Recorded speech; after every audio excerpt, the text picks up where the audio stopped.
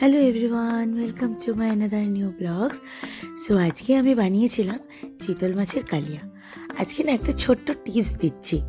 মাছ বা মাংস যখন ফ্রিজে প্রিজার্ভ করবে ওই সময় না একটু তেল মাখিয়ে রাখবে, সাদা তেল হোক বা সর্ষের তেল হোক, তাহলে মাছ বা মাংসের ময়েশ্চারটা খুব সুন্দরভাবে বজায় থাকে। যাই হোক, মাছটাকে ডিপ ফ্রোস্ট করে আমি কড়াইতে তেল গরম করে মাছটাকে এপিট ওপিট করে ভালো করে ভেজে নিয়েছি।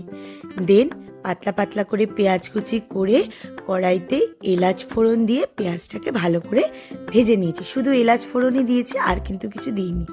এদিকে আদা আর কাঁচা লঙ্কার একটা পেস্ট বানিয়ে পেঁয়াজ ভাজাটার মধ্যে দিয়ে দিলাম।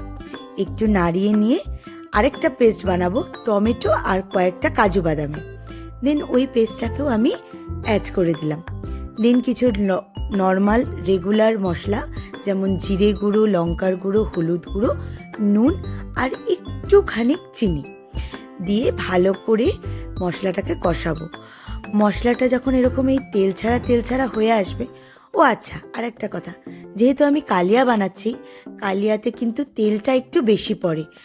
যদি কেউ কম তেলে করতে চাও, তার জন্য একটা উপায় হচ্ছে হালকা হালকা করে গরম জল দিয়ে দিয়ে মশলাটাকে কষাবে, দেখবে তেল কমতি ব্যাপারটা আর মনে হবে না।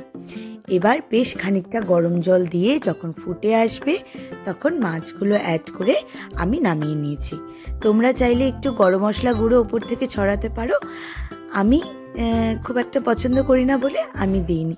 ব্যাস রেডি আমার চিতল মাছের কালিয়া।